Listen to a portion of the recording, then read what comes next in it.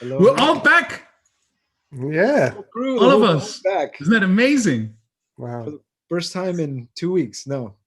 3 weeks. Good to see you all. What happened to the intro jingle? Did that happen? Yes. Or no? It was playing, yeah. You've missed I it. was playing. Yeah. I missed it. Yeah. Well, Ali, you're back. How are you Where are guys? you? You look like you don't need to wear many clothes where you are. I have to be honest with you guys. I feel like I'm in a bubble right now. Like I feel like I'm on holiday. I am in Dubai, as everyone can see. I came here late Wednesday last week, and I came to visit a very old friend of mine who kept insisting that I should come, visit him in Dubai, and that things are not normal, but like, things are quite under control here. All right. And He was insisting that you're visiting. You kind of fought that a long time, and then you finally gave in. Okay, I'm coming to Dubai. Yeah, I mean, we tend to see each other around January every year, and we didn't this year, and he's been here, and kind of we've been keeping in touch throughout this whole COVID mess, and we check in with each other, and he's telling me what's going on here, and I have to be honest, they I don't know what they're doing here, but they got it. They seem to have it under control to a degree. Maybe they just lock all sick people away right away, and so nobody sees them and counts them. Maybe, I don't know. But I had to get a COVID test coming from Barcelona, coming from Spain. I had to get a COVID test before entering. Okay. And when you're standing in line to go through immigration, you see these signs and on the displays telling you that you have to download this app. That gives you a barcode that they can track you with. And I didn't have to show that to anybody. I'm guessing like if you didn't get your COVID test done, or if you're, positive, you have to like scan your barcode so they can track your movements. they probably tell you have to like self-quarantine. So I don't think they deny entry, but they tell you have to self-quarantine. Hey guys, 1 second. Is there anybody playing anything in the background? Yeah. Is it, Mo, That's is it coming you from? again? Maybe No, I it's think it's that's me. Ali's background. Yeah, I'm gonna have to move. it looks like If a it gets really annoying, let me know. I'm gonna have to go back inside. I'm I'm feeling on that the wonderful terrace of my vibe. friend's apartment. Feeling that vibe of some Arabic pop music in the back. Yeah, people are happy here. They're really having a good time. so is everything open, Ali? Is everything pretty much open? It's back to normal? Most clubs are closed. You have to wear a mask anytime you're in a public place. Right. And the fines are really heavy. So people are very, very, it's strictly enforced and people are really following that. Having said that, what is open, namely most of the restaurants and hotels, they're kind of, to a degree, they're not packed, but they're full. Right. You don't have the same kind of capacity restrictions that you have in Europe. And, once you're inside a restaurant, things seem quite controlled and normal. And But you I got to think wear a mask, obviously, if you're going to the bathroom, if you're getting up to walk to the bathroom. Yeah. It's quite a peculiar situation in Dubai because, I mean, restaurants and hotels and clubs, that's all they do, right? That's like their business, right? Tourism. Tourism is their business. Yes. They don't have any oil. They don't have anything, so they have to have it running, right? Pretty much, yeah. I mean, I had dinner tonight before I came on the show with Munir, who's the owner of Blue Marlin. He owns a lot of restaurants as well. And pretty much all of his venues are closed. They've been closed since March. And he just has his restaurants open. And, but the restaurant seems to be thriving or doing okay.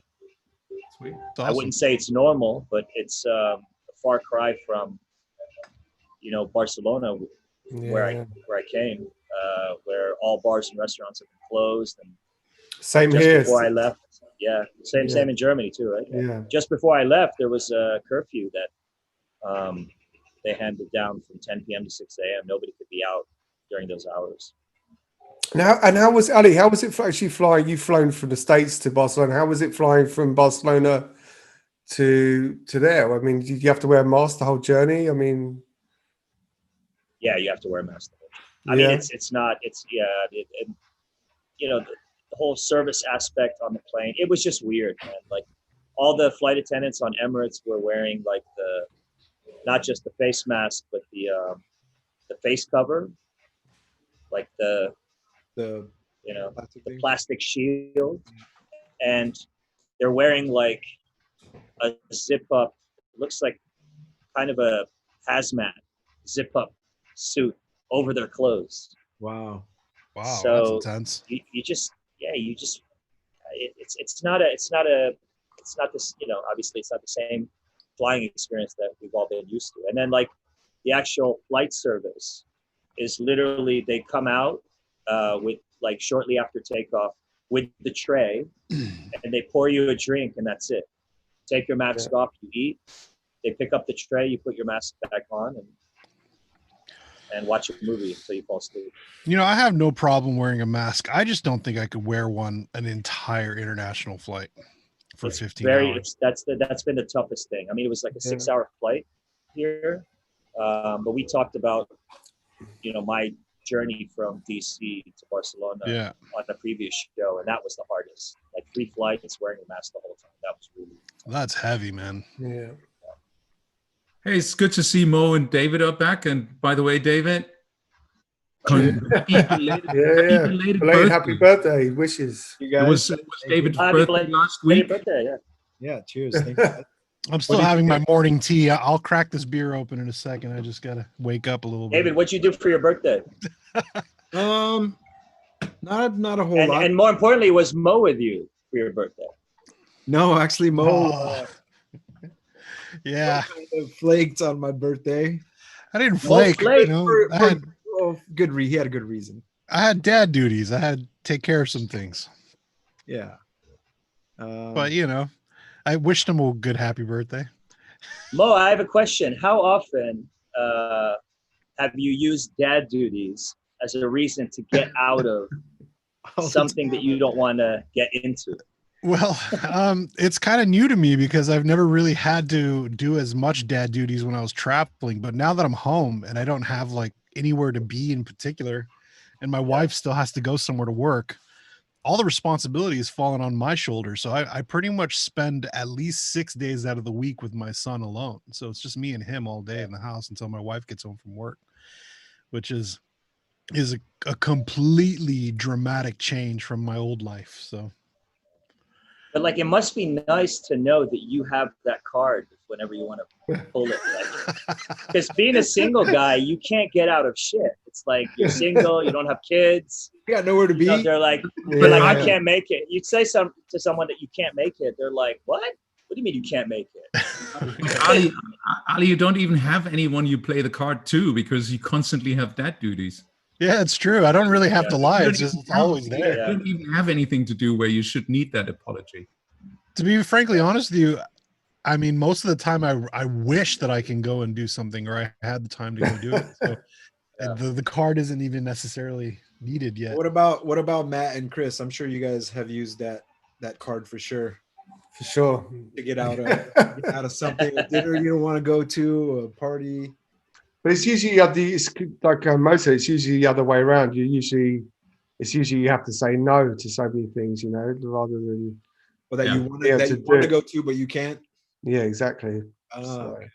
Yeah, it's more the other way around. Daily occurrence. Yeah. I mean, especially at the age, you know, that my son is. I know Matt can relate, and Chris, of course, you too. But it's a relentless age where like your duties never stop from the moment you open your eyes in the morning to the moment he goes to sleep at the end of the day. It's just a non-stop process. And I heard it's way worse with a boy than I have two girls. So Matt, is it you have both? What is the difference? I don't know. I mean, our son is almost 3, and I mean, but he's very chaotic. But our daughter was the same. They're all the same at that age. They're so full of energy, and you know. But do they play together and usually take care of themselves? That they have. You know, siblings? Anna's getting more into Harrison. We're getting more into playing with him, but it's, you know, it's. I mean, and luckily, and the great thing is there's only 2 years between them, so there is that. But he's a little bit late, and he's not really talking much, so she's not really that interested. She'll play with him a little bit, but yeah. Yeah, my son, I mean, I guess, I don't know. I don't really have any other like thing to line it up with, but just being a single child, he requires 100% of our attention all the time. He always wants someone to play with him, always wants someone to do something with him. So, yeah. So how do your kids react to, like, I'm sure they come in your studio when you guys are working, like when you're making noises in your studio, how do they react to sound? Well, my son's when I've put no limitations. Like I remember my friends growing up that had studios when their kids came in, it was always like, don't touch that, don't touch that, don't touch that. I've kind of put no limitations on my kid. I've just decided to teach him what not to do so it won't break, but I just let him play with whatever he wants. He comes in and there's like a drum machine that he likes and he's like, I want to play with this. And it's like, okay, I just plug it in and just let him play with it. And he'll be occupied with it for hours, even though he's pushing all the wrong buttons and not really doing anything productive. But the only thing that I've had to like really scold him and tell him to get away from is like the stylus on my turntable needles. Cause I mean, obviously he'll just snap those. Yeah. I mean, when you see them, go ahead. I was going to say for us, I mean, when Anna was really little, we used to put the high chair in front of my Moog Voyager and just let her. She used to love it, you know, just sort of tapping away. But I have to say, like having a son as well. I mean, the whole thing about, of course, with the diaper off, they can just, you know, they pee like a fountain. I mean, luckily, absolutely, none of that's happened. But of course, you know, having a studio, that's why I've moved my studio. I mean, it gets to a point where, you know, you get so worried about stuff. We had so many incidents with laptops when Anna was younger. I think she broke like 3 screens, not knowing what they were, stuff like that. Wow. So not Luckily, much you can do. Ezra hasn't destroyed anything in my studio yet. He's been pretty good, so lucky me, Yeah. I guess. Yeah, and we've actually got Anna's actually on the next. She'll be on the next Serve single. She's doing this little vocal. So That's cool. yeah, so yeah, that's pretty cool. My kids really enjoy. Yeah, go ahead, Chris. Sorry. No, my kids just really enjoyed drum machines. Drum machines were the thing. I set them down with Machine or with other stuff, and they were just punching the things, and they got it really quickly too. The patterns and where you put this and that. That was always fun. Yeah. My youngest has a drum kit, so wow. And I'm really pushing her to practice every day. That's cool. Yeah, I'm curious if your children are gravitating towards rhythm or melody, and what that says about who they are now and who they're eventually gonna become. Whether or not they go into the arts is another question. Are they gravitating towards that, or you kind of push that on them, Chris? You don't really know. I mean, I don't really push that hard. My youngest was learning how to play the violin. I mean, kids go through these phases. I remember that with myself. You guys remember that too. You do half a year of this, and then you do half a year of this sport, or you tried that instrument, and then you get bored of it. But as a parent, you have to be a little bit on the case. You cannot say right away, "Oh, it's not your thing. Let's stop to it." No, you got to test it a little longer. And then after maybe half a year, you tell me you really hate it, then we'll try something different. So we went through some musical instruments, but when I got her that drum kit, which I actually got for myself, she was all about it. But now I kind of have to also threaten her a little. Like if I don't see you practicing like more or less on a daily basis, I'll take it away from you. And then it's always like, no, I'd practice. So you don't know if you're really pushing it, if they want to please you. You don't really know, she's 11 now. My older one is 14. Sometimes they're just nice to you now in that age because they want to please you. So they're like, yeah, Dad, I'll do it. Don't worry. And Chris, were you like Sven or Ricardo? Did you take them out to festivals when they were like little? Yeah. With like the headphones and stuff? Yeah, I did. Yeah. I remember seeing them at festivals with the headphones several times. I remember Miami one time. I had them in Miami at a Winter Music Conference, or whatever it's called. I was there as well. I remember that. Yeah, and usually they were really, really embarrassed about their father. They won't be when they want guest list. That's coming. And that's what I was always thinking. Now you're embarrassed of what your daddy is doing there. Like, how does he move? What is he doing? But wait 10 years and you're going to ask me what this is. Actually, Chris, how do you feel about that? Like when your daughters eventually will start wanting to go maybe to your gig or to a club, and I mean, how do you feel about that? Actually totally fine, because I think I mean, I'm not together with the mother of the children anymore, but we have a really good relationship.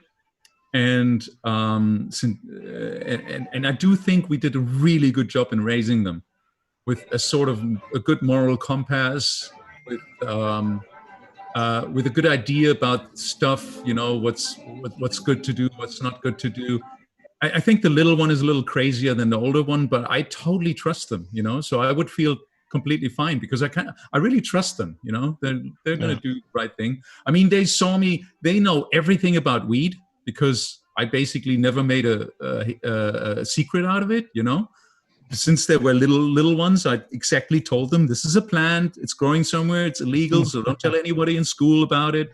But you guys, you're not going to smoke this until you're like 20, because your brain is still developing, and I don't want you to smoke this. So when you're 14 and you're somewhere in a schoolyard or something in the backyard, and some dude comes to you and say like, oh, cool, look, smoke this with me.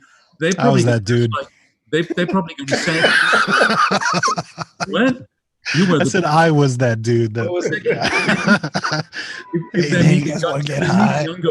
if they meet a younger Mo, they're probably going to stand there like, "Oh, come on, you're so boring. What exactly you're smoking? Sativa, indica, So they're informed. They know what the stuff does. They know it's for adults, and it seems to be really the case that it completely took away their desire to even test these things. I mean, how many times was I sitting there like, "Try this beer, it's really good," and they're just like, "Oh no."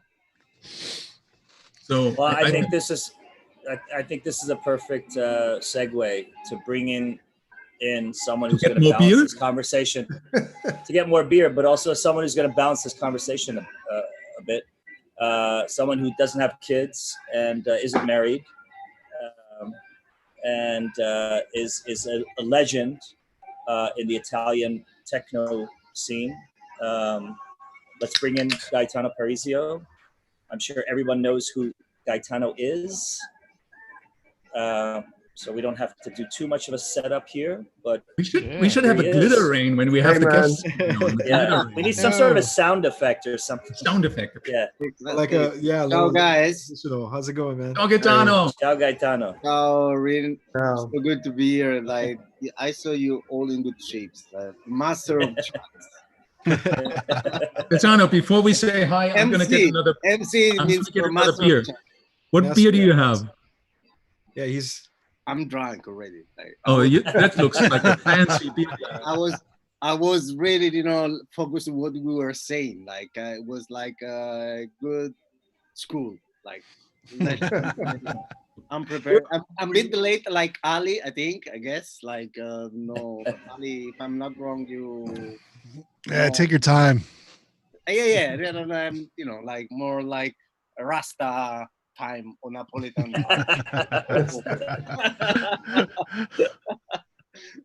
And this is strange for me because when I was in, we started the show when I was in DC, and for me it was like I was doing it at 3 p.m., which posed its challenges, being drunk, like super drunk sometimes by 5 p.m. And then I ended up in Barcelona doing the show, and it was not, 9 p.m. was a bit more manageable. And now I'm here in Dubai, and it's nearly 12:30 a.m. So let's catch up to you. Cheers. Yeah, you guys need to catch up to me. That's what I'm saying. We're catching up to you. Cheers, Gaetano. Good to have you on in this really weird week. Yeah. Well, I'm consuming more weed and beer than ever. Weed. Weird. Yeah. Chris, maybe you can be the guy to give us election updates throughout this episode. Whenever you feel like there's something, important and interesting and enlightening to say about the election that.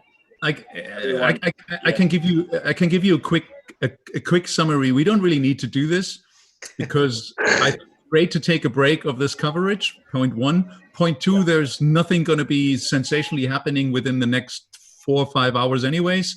And C, the outcome is clear anyways. 306 is the electoral vote win by Joe Biden, so he's the next president. Done. Let's get on with our show. But is this what you mean by a weird week? Yeah. Is it just the election, or are there other things that made the past week weird? I'm asking you guys all. Has it been a weird week for you guys too? It's been an incredibly weird week, especially being here in the thick of this all. I mean, the tension is you can cut it with a knife. Yeah. So election weird is you guys are talking about election weird. There wasn't anything weird that happened over Halloween or after Halloween. Well, no encounters with vampires or anything else. Both of the candidates look like Halloween dressed, like American. Yeah. It's kind of. I mean, Mo definitely said it right. There's like so much tension right now, and I was like yesterday. I won't say who, but I was with someone who is married to a Trump supporter, and there's definitely the butting heads a little bit.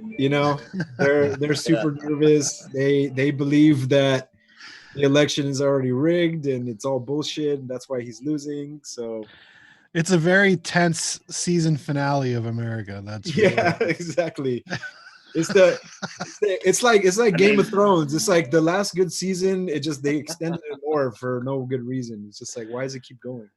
But Gaetano, you're out in. I mean, you're in Barcelona. I mean, is there any protests in the streets, or is? I mean, I was there. I played for like, I think it was to brunch last Halloween. I was there, and it was like it's one of the biggest weekends of the year in Barcelona. People going out and partying. No, actually, there were some protests on the street. Nothing like really dramatic, but it just started like in Italy, like the people are struggling. So step by step, and then I noticed that there were not just people that were there for the COVID itself. It was just, of course, when it happened, this big manifestation, there were people that get infiltrated and build up, all the things, and it's kind of unreal mood when you get used about Barcelona mood. This is really vibrating city. Tourists with Barcelona, I think, is the first or the second city with more tourists. It's the number one tourist destination in Europe, I believe. Yeah, so just imagine this. Barcelona? Yeah. Not right now. Not right now. We were saying it's like a ghost town. Right? Is exactly the ghost is really the terms there, and it's unreal. And you see all these shops that are closed, and because mostly of them they were, the idea behind was to serve tourists, or like they're really big shops or restaurants with a lot of employers. They cannot afford anymore. So in the beginning they stopped temporarily, but then they didn't open after the summer. They're still closed, and this is really really, really bad. All the hotels are closed, they are closing right now. So I think these things, more we're talking about, and more we got this kind of mantra, and it really affects us psychologically, all of us. Like I was cutting my hair because my hair was really under control before this chat. And this is like when you go in this kind of place, you talk. And I was just talking with this girl, and then I suddenly I stopped. I said, how many times during the day you're talking about this? And there's like constant things that it really comes in our brains, and it's subtle, So what I'm doing right now is like not watching a lot of TV. I'm trying as much as I can to stay away. Of course, I was watching the American election. This kind of stuff was funny and dramatic at the same times, I would say. This is the feeling in Barcelona. I love this city. It really, if I'm here because was a big reason enough to move from Naples that I love so much. Yeah. When did you move? I moved almost 5 years ago. And why? Why? This is because I literally follow the flow. I mean, that's. Well, why don't we use this as why don't we go back to when things were great?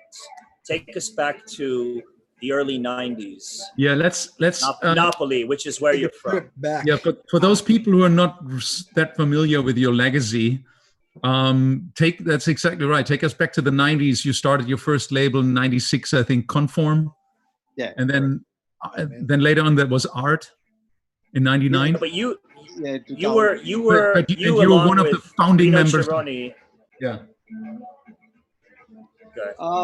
Yeah, My signal. This is where we need the wavy flashback effect now, dude. Yeah, the answer. Yeah. No, actually, it was it started all like having fun. I was like just a guy that used to go to the party in the beginning of the 90s. What kind of parties were these? Were they mostly house parties then at that time? Were there techno parties? Exactly. I was coming just in this point. I was lucky enough that because there were two main promoters, like Angels of Love, that time, that were really based on house music, and then was another other promoters, and one of them was United Tribes. And because I was lucky enough that the people that were my friends that were party, they actually used to go in not in the house. They were not belonging in the house scene, but in techno scene. Like at that time, it was kind of progressive. So I went there and I fell in love with this kind of music. And I remember Billy Nasty were used to play there, like Charlie Hall, Paul Daly, Darren Emerson, those guys, Jeff Mills, of course. And I was always there, behind the DJ booth and see. I was really fascinated about their skills. And so after a while, I started to buy my first drum machine, the Atari, and blah blah. I started producing, and then something magic happened because I was playing in a smaller room of a commercial club, and I remember exactly what records I was played. Was Positive Education, and it was Richie Odin remix. And a guy came across to me and say, "Oh, I really like what you're doing, what you're playing. I'm trying to do something." And I say, "Yeah, I didn't put any focus because any attention because I was focused to play." And that was Marco Carola. And so after the party was over, and then we met outside the club and we share our numbers. And so we I think he called me or something like that. So we met. I showed my studio, showed me his one, and we start to working together. At that time, it was also Rino Cerrone that was actually was involved in a project. It was called Q-Man. Was him and two more guys. And so step by step, we start to go ahead in this relationship. We start to share our tricks, machines, gears, and we really. I looked at you guys in the same way that I looked at like the Belleville Three from Detroit, like Juan Atkins, Kevin Saunderson, and Derek May. Like you three doing what you were doing in Italy in that early period. That was really, really exciting. Whatever was happening, and there was so much happening in your scene and the techno scene, and there was a lot also happening in house. Like Italy, the music that was coming out of there was so diverse and so exciting. I mean, all of us outside of Italy were really, that's good to hear. Looking at you guys as the leading figures of that scene, and the music you were making was so fresh and so punchy and new and loopy, and like, did you guys hang out much together? Like, what was the dynamic? I'm curious about the dynamic between. We were friends. We were really three. friends. We were really friends. Like friends. Like really, we play football on Wednesday. Every Wednesday, like try to make vacation together. We were friends. Like, And I think we were lucky because I think the magic happened when to make something special that stayed through the time, as you have to do something that have a kind of signature. And then this happens when one more than one element, two or more, they have enough talent and the same vision that they go through what in the same direction. And this is probably is the base of something that can resist through the time. So and we create our own sound because we were sharing ideas, tricks, gears, whatever. It's like was really like a big pleasure, like pick up the phone, like excited, like Marco or Rino, I found out this compressor or this speaker, so I found out that this routing. For example, I given like a tip. We were doing like that kind of sound that we were doing at that time was through a special routing that we build up without because we start from scratch without any idea that what we are doing. Like kids learn to play football on the street, Yeah. No any, and so at that time there were no YouTube or tutorial that can explain you how to do the things. And so one of those things was like this routing through compressor and the sub of the mixer. And we were actually doing like a parallel compressor without knew it. That without knowing you were doing it. If we're doing something like if I can we use the sub 1, 2, and 3, and 4, and then we sum it, and we do probably in a slightly different way. And so at the time everything was over compressor. So I still use compressor as an instrument, like for example for drums. It is an instrument. It's something that you cannot achieve like doing whatever you want. It's just that the compressor does that job. So it's interesting because I remember hearing your guys' early records, like the early stuff on Conform and even the early drum code record that you had done, and it was so influential. And I was constantly trying to figure out how the fuck do these guys get this shit to sound this way. I mean, it had its own. We all were. And it had its own texture. We didn't know. We all were. Yeah, and it was formative for the building blocks of the kind of music that I produce till today. So I thank you for that, because it was incredibly influential. You know what I mean? And it brings up a funny point, like what he was saying is like there was no YouTube, so like you would listen to these records and you'd have to figure out how they got it to sound this way. And if you're just beginning, you don't really know about compressors. Just like, what the hell are they doing to get it to sound like this punchy and so like gelled together? I had no idea. It just felt glued and just like as a single unit, just like all together. I always knew it has something to do with compression that you guys doing there, and that you're sitting there and you're like, but I remember actually only now and man, Gaetano, how many times I was in the studio trying to recreate what you were doing. Only now I realized it was parallel compression you were doing in a way. It's kind of parallel compression. Yeah, it's kind of parallel. I remember, Chris, that I met you in Offenbach or in Frankfurt so many times. It's Offenbach at Neuton. Yeah, you keep asking like, the kicks and the stuff. So it's true.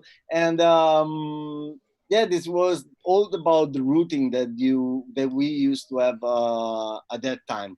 We basically use all the a Makey. This is like a Makey 32.8. It was not like but the first Makey, the American one, was built in America, was really, really good for what we have to do, and so a lot of as I said, routing through compressor, going to the sub.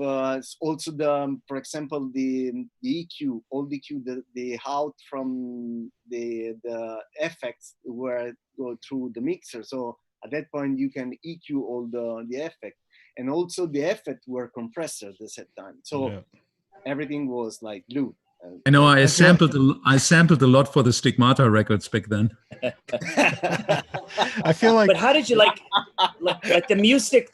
The music was so, there was so much space, and there was this use of compression, and it was so unbelievably funky.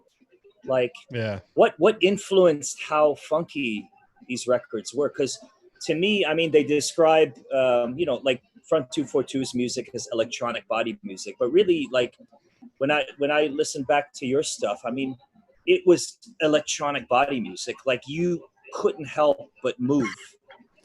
It was just so fucking funky. Like, did you feel that? Were you influenced by other genres? Did that come into play, or what steered you guys down this path of making such funky techno? I think one of the main influence, first of all, I'm Mediterranean, so all the Latin flavor got like drums on that. So I think it's part of my DNA. But beside that, of course, all the Purpose Maker series, Jeff Mills, had a huge influence of us. You know, like this hypnotic sampling percussion that were going on, and so early the Advent stuff, or Steve Bicknell, Cosmic, this kind of labels, you know, like they were really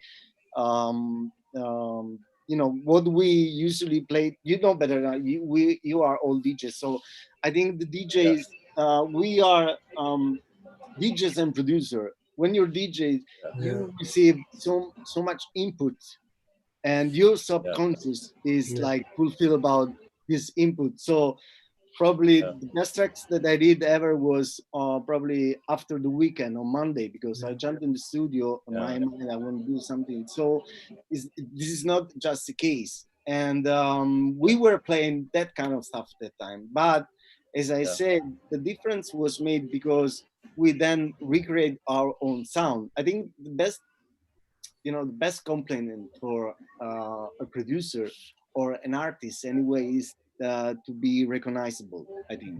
And this, I think, comes from two elements. One is of course, your talent, your background. You're a filter. You're a human being, so you're just a filter of your background, what you live, what you experience, and what you're listening. And then the other element is your studio, the sounds that comes from your studio. And this is something crucial right now, because this is in digital area.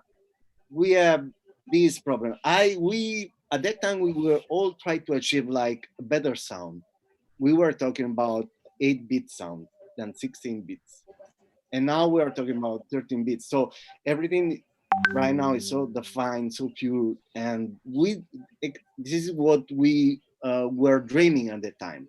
And now probably, now that we have all this, we figure out that that kind of dirty, that kind of The rawness, rumors, noise behind is the magic.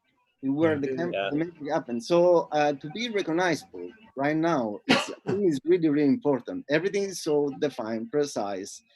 And of course, if you're a talent and if you know the skills, if you study a tutorial, and if you are talented enough, of course you practice, because practice makes the master. You will achieve like a certain point, a level that you will be happy on what you are doing. But then, what's your purpose?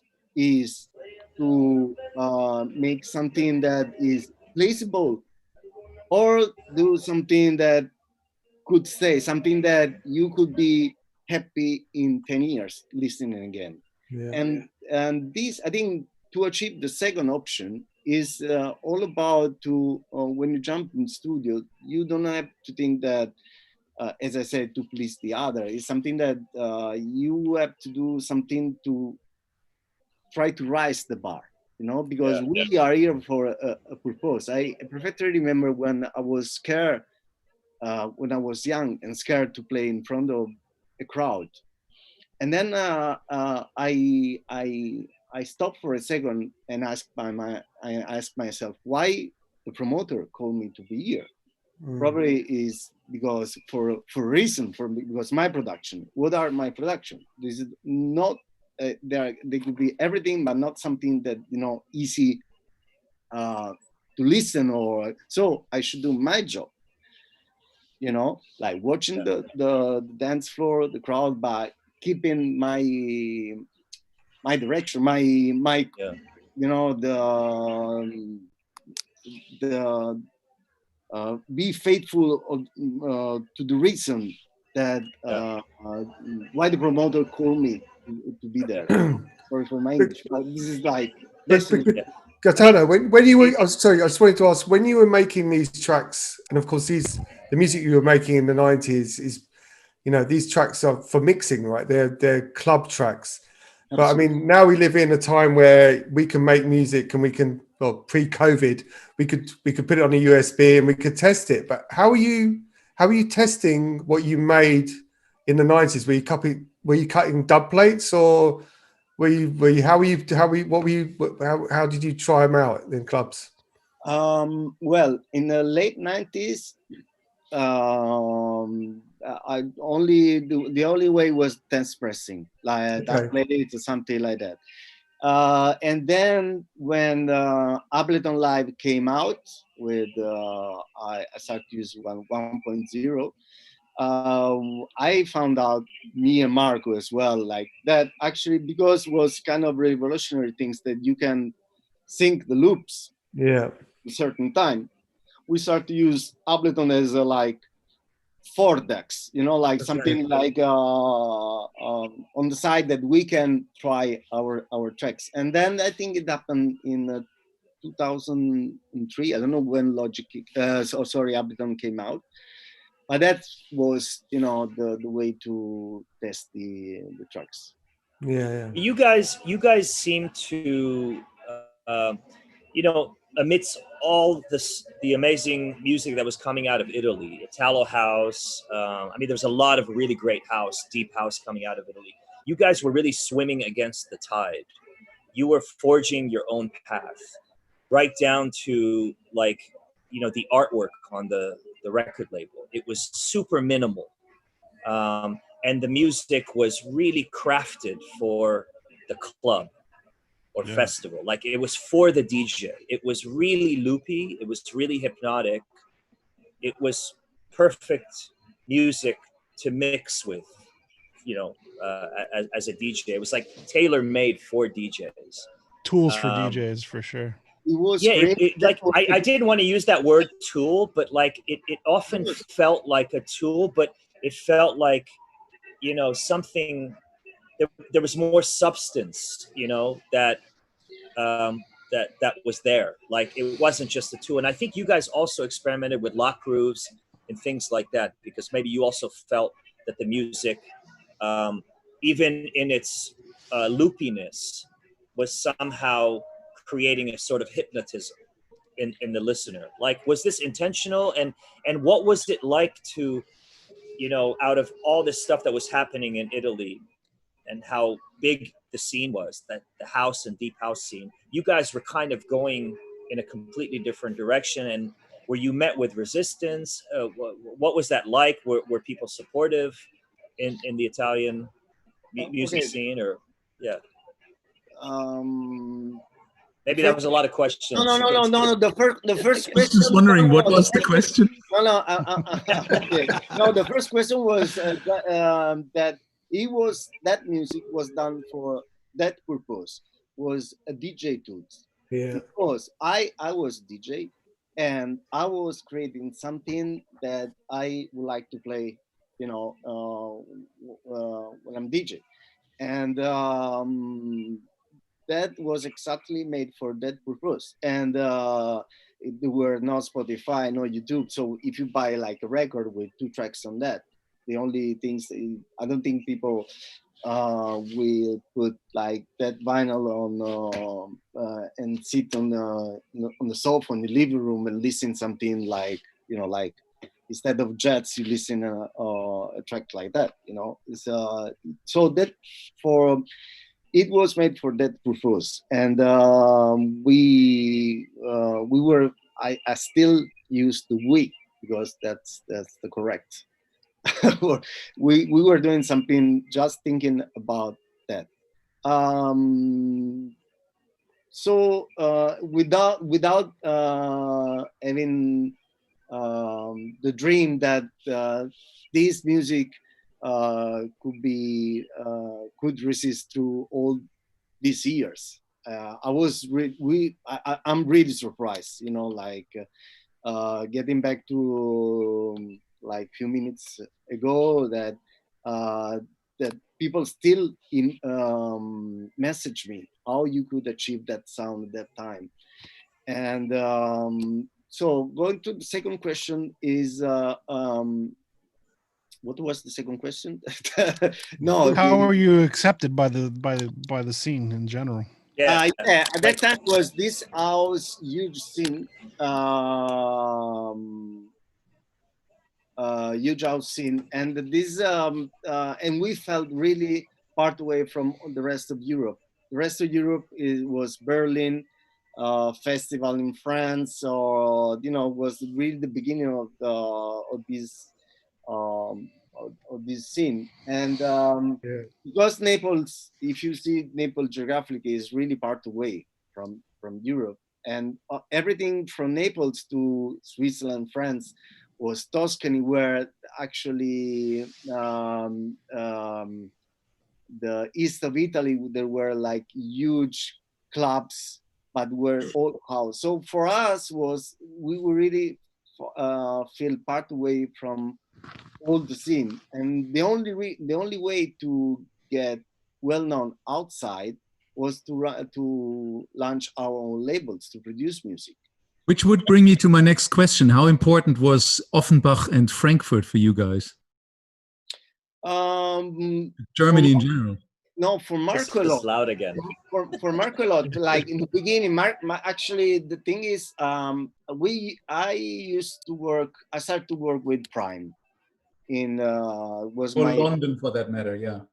Yeah. As we all, just for those people who don't know, Prime was a distribution in London, which was the main distribution for techno. It was pretty much. It was the holy grail of techno worldwide distribution. Every good record came basically from Prime distribution, and essentially was cut by Niels at the exchange. And yeah, exactly. You could read it in the cut, like Niels, who's already sadly left us. But how important was this for you? Later on, after the Prime bankrupt, Marco moved to. Marco was already in Frankfurt at that time. He moved from London to Frankfurt, and he founded the ELP with Corrado Izzo.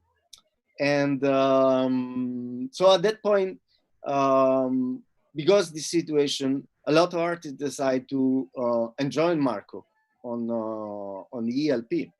And I'm talking about Cisco, The Advent, Adam Beyer, Kari Lakebush, Joy Moore. And I'm sure I'm forgetting a lot of other artists. Umek, huh? Umek as well. Umek. Yeah. Like, so, you know, all the biggest artists that left Prime went to Offenbach. So because Marco was based there, I used to go to Offenbach and Frankfurt and stay there with Corrado in the house, still for the same reason, like first of all having fun and then working in the studio together. And I think I met you the first time there. Like just for everyone to know, then Neutone was another distribution which was in Offenbach near Frankfurt, which was owned partly by also some Italian countrymen of yours, Corrado. Yeah, we are everywhere. Like Michele. Michele, that is the brother of Corrado. Corrado Izzo. Corrado was the Marco's partner. So Corrado left the Noiton, and Marco enjoyed Corrado in Offenbach, and they created this distribution there. But also this distribution after like was not only distribution, was also publishing company, something like that. And after a while, for a certain reason, I'm still curious to find out what happened, but all these things like went down as well. So went basically bankrupt. So that was really big, I think, to me, for all the artists, like after two bankrupts, two distribution, find again for the third time another distribution and build everything from scratch was really a tough moment for everyone. And we at that time, it's releasing records, press vinyls. It was really a big incoming. Like we were selling a lot of records, and it's not so. I don't think people realize how much emphasis we all placed and how much we relied on physical distributors. You know, Yeah. we were releasing vinyl, and we needed the distributors to get the vinyl to the shops and get it all around the world. Whereas now everybody's thinking kind of digitally, and it's a whole different kind of. Interestingly enough, even for us, it was really weird to see when Prime had folded, how much that affected the amount of techno records we were getting here in the U.S. too. Absolutely, yeah. The US too. Yeah, like things had just shelved off dramatically. You know, a lot of places had a difficult time reconnecting with new distributors after that and getting new techno in. It was essentially back in these days. It wasn't really matter on what label you're on. It was mattering what distribution you had. Yeah. Yeah, exactly. That's true. And Gaetano, when did you go ahead? Sorry. No, so after quickly after the Prime collapse, all the systems were collapsed because it was a chain, you know, like Prime get records to Noiton and so on, so Intergroup. So it was just a chain. It collapsed the biggest part of the chain, everything will collapse. And then the digital, the MP3 was invented, and now here we go. Gaetano, and then minimal. When did you realize? I'm telling you, man. And then the shuffle, and then the white noise, and then I mean, you know, people always skip these little hills that we go over, man. We felt it worldwide. It's all there. Gaetano, when did you feel like, as producers, you, Reno, and Marco, like when did you feel validated? Like the music you were making, when was it people in Italy that started to really get into it and support you guys, or did you start to notice that the people that you guys looked up to, your colleagues, European colleagues, whether they're from, whether they're from Detroit or from Europe or whatever, like they were starting to pick up on what you guys were doing, like, and that kind of fueled your motivation to continue to make this style of, Italian techno? Like, what was it like that drove you guys to keep doing it? We were really unaware of what we are doing, and we start to understand what we are doing after that. Of course, the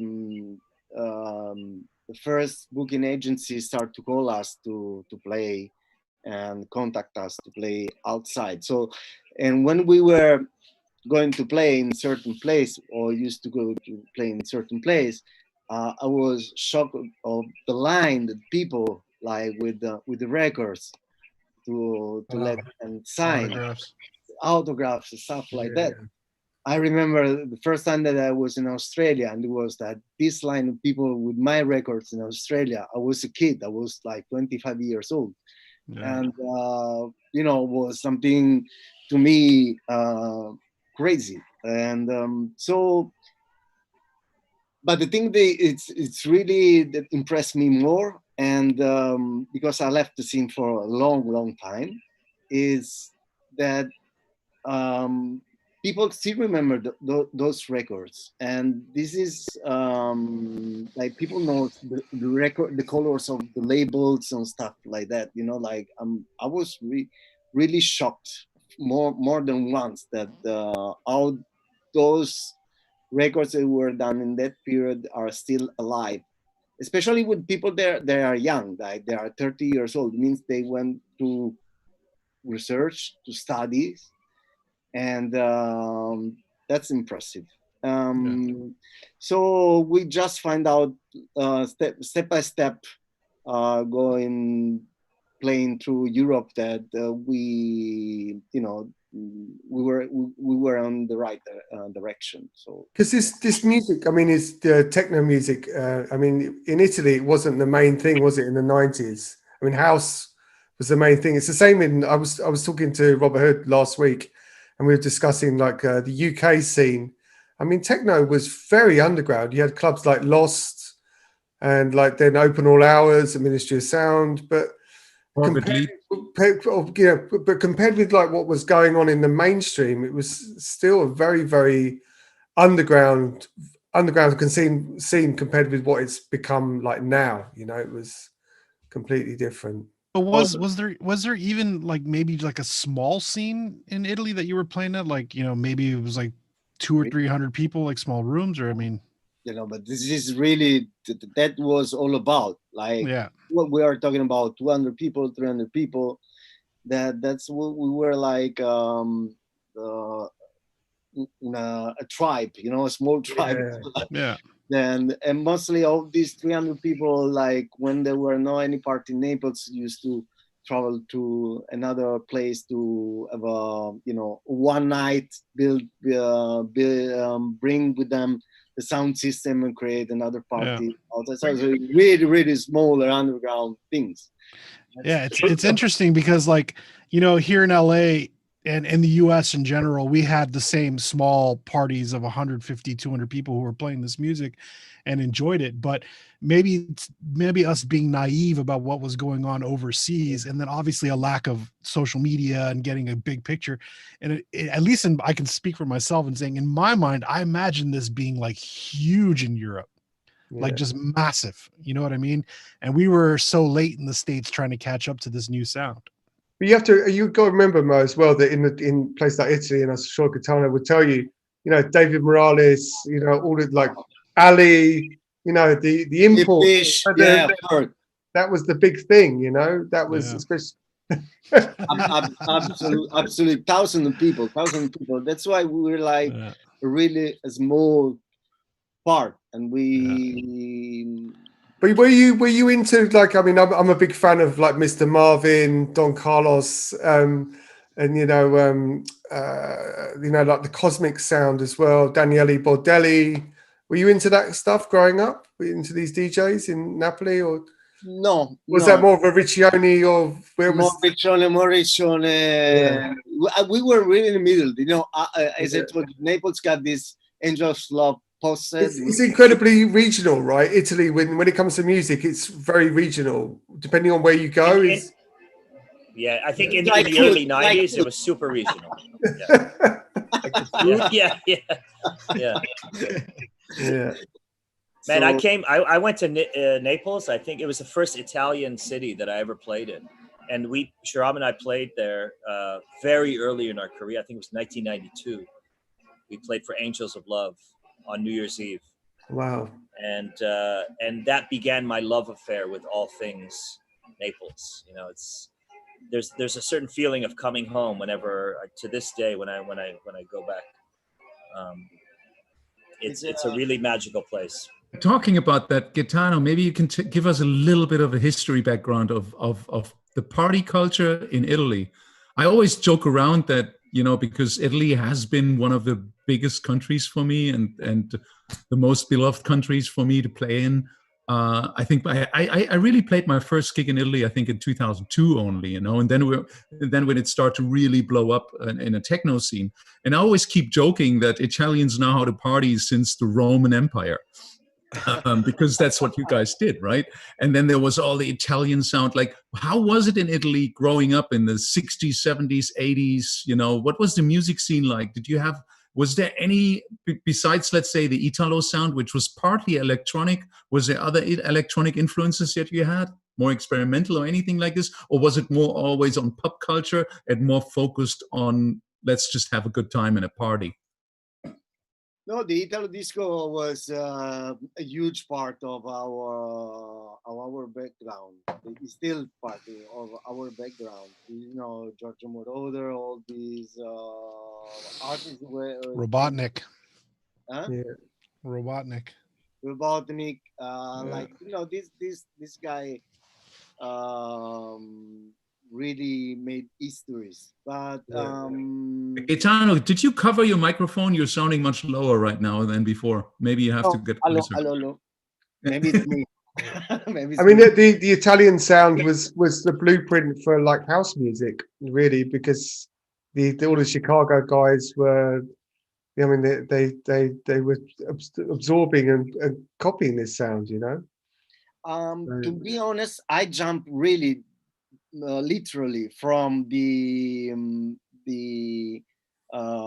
radio that my brother used to have in my we share a room when we were really young, so we slept together like in the same room, and he has this stereo machine, the classic 80s stereo machine, so I was listening that kind of music that they get through the radio, and I went through directly to a techno party. So to me, that's why I didn't have any. I just have techno records, vinyls. So I start with that. I never had like get through house or different genre. You know, like I fell in love with that. Was my first. The first music, electronic music that I found, but of course, beside Depeche Mode, things like that, you know, like. But I'm not the best person to explain how was all the Italian dance history, you know, how it was it, because to me, I as I told you in the beginning, I was just someone that used to go to dance and parties, and I was lucky enough that the first party was a techno party. That's it. So. What about the label UMM, Underground Music Movement? That was a big label out of Italy. That was the best label. I love that label. It was Napolitan. Huh?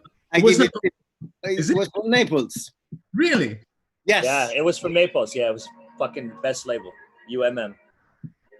And my first records, I bought my first vinyl at UMM, Underground Music Movement shop that was Flying Records at that time. That was just beside my house. So I went there. Yeah. And I found a Daft Punk. On UMM, and actually, and that was the track that actually was published later, years later, on their album. I think it was 909 Revolution. Yeah, Never 909, yeah. Something like that. Yeah. Wow. Yeah, that label was really. But also in Rome, there was ACV, Robert Armani, Leani Baldi, you know, like. They were getting like all the Chicago guys, it seemed like. Exactly. Yeah. Exactly. I remember getting some records. It was quite a varied label. Yeah. I used to play a lot of Chicago at the beginning. Yeah. Like Armando, DJ Sneak, Bo Williams, this kind of guys, you know, like Relief Records and stuff like that. But then I went parties in Montpellier. It was Borealis Festival, and I was listening. I listened to Jeff Mills after. Was a mess actually. Like he had some technical problem, but technically was not perfect. But it was the first time really that I was listening to a certain kind of music. And my mother remembered me all the time that on the way back from Montpellier to Naples, it's more than 100 kilometers. I call her and say, "Listen, mom, I understand what I want to play." So, so that was a big. What was the reaction from all the other people in the Italian kind of house and deep house scene, whatever, to what you guys were doing? Like, how did they react? Like, was it a shock to their system, like the kind of music that you were making and the way you were marketing it, the aesthetic? It always felt like kind of a work of art. It was quite different than what all the other guys were doing. And how did they respond to what you guys were doing? In the beginning was, something we were doing because they were really big. So we just start. And in the beginning, they just saw something new, like without us giving us not so much credit. And let's put it this way. But step by step, they start to be aware that we were growing. And right now we still have a lot of respect each other, Encino as well, Ali. And so we always Encino is the co-founder of Angels of Love, one of these big house organization. And so I say they were skeptical in the beginning, but then they accept the reality. I mean, we start to play all around the world. I think we were the first one to play outside Italy, like from Naples. Like Italy were so big, the scene in Italy, that all the DJs that were famous in Italy, but they were not famous outside Italy. There's one of few, like, and me, Marco, Rino were really the first DJs. Mauro Picotto at that time, later, like for a different scene, he started more with Francie stuff. Ali, we love that background music you're having there. Yeah, it's getting louder and louder. I'm sorry. The chat room's rather surprised how big reggaeton is in Dubai. Yeah, the chat room is having fun. But Gaetano, that's totally right. It's like it was so interesting to see in the for a country that has such a huge party scene. There was no really international DJ coming from Italy, and you guys were the first ones to emerge out of Italy, right? Exactly, because in Italy they were playing like they call progressive. They call it progressive. Actually, it was like this. I don't know how to describe it, but it was not techno, was not house. Was kind of trancy, like music really fast and with a lot of synths. And so that actually they love vocals and vocalists during the parties. And I remember the first time that we start to play up to the north, we kindly asked to don't have any vocalists because it's a playing, and they were shocked, like something that they were not used to being the party without any vocalists. This is the thing in Italy. I mean, I've experienced from DJing there myself, is having like the MC, being in the club, with the crowd. It's not really. I can't think of another country where it's still happening, but even in the. I'm not sure if it was happening recently, but I have experienced it. It's quite strange. It's a very Italian thing, Just imagine to play with 3 decks with the vocalist. It's a nightmare. It's really a nightmare, man. I remember for Angels of Love, they had an MC named Massi, right? Was it Massi?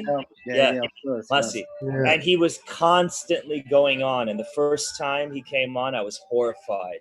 But then it became, it was kind of like the first time I played El Ro. I couldn't understand what was happening.